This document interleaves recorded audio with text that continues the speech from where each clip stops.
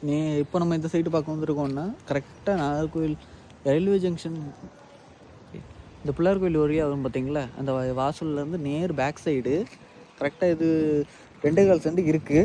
மொத்தத்தில் பார்ட்டி வந்து 26 ரூபா, 2.25 சென்ட் கேட்குறாங்க.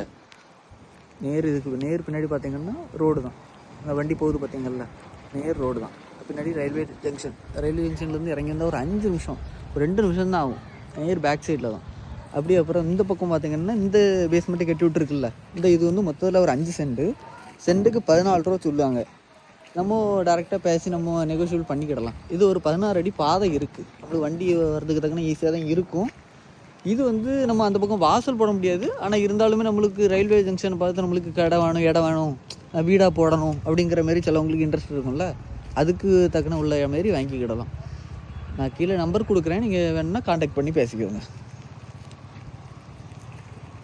பார்த்தீங்களா, கிளைமேட்டே சூப்பராக இருக்கும். இங்கேருந்து வீடு போட்டு